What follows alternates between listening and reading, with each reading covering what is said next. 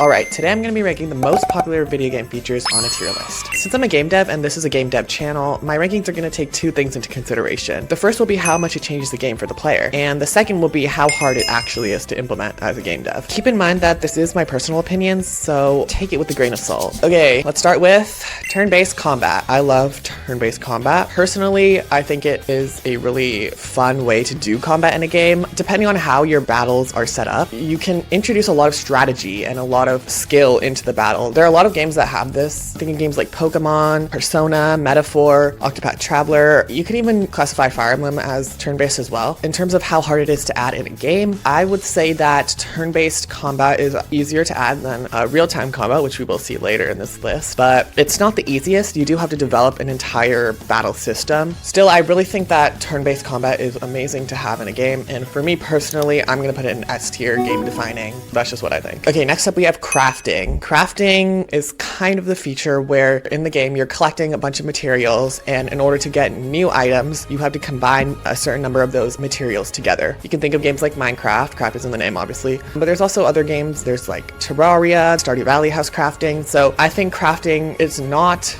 game defining because there are plenty of games that don't have crafting. Crafting adds a lot in terms of a gameplay loop. It's also a way to keep things unlockable and add progression. If your player can craft better things as they get access to more materials, it provides that sense of progression. So I think in terms of implementing crafting, I don't think it's that hard. You just have to define the materials and the recipes and what they create. I think I'm going to put it in the D tier for depends. You kind of have to build your game around it, but when you do have it, if it's done well, it can be a very satisfying core loop. Next we'll have co-op multiplayer. Multiplayer is probably the hardest thing to implement in a game. If you have a single player game, you only have to keep track of one player, one screen, but the second you add another player, it kind of exponentially increases the complexity of making the game. It's really hard to balance, but I will say that co-op multiplayer has a massive change for the player. A lot of people love to play games with their friends or their partners, so having a co-op mode where you can play with your friends, it really adds to the game. So if I'm thinking of games like Stardew Valley, Minecraft, Raft, Grounded, even games of different genres like Path of Exile, you can play with other people. So just the ability to play with other people in a cooperative way, I think is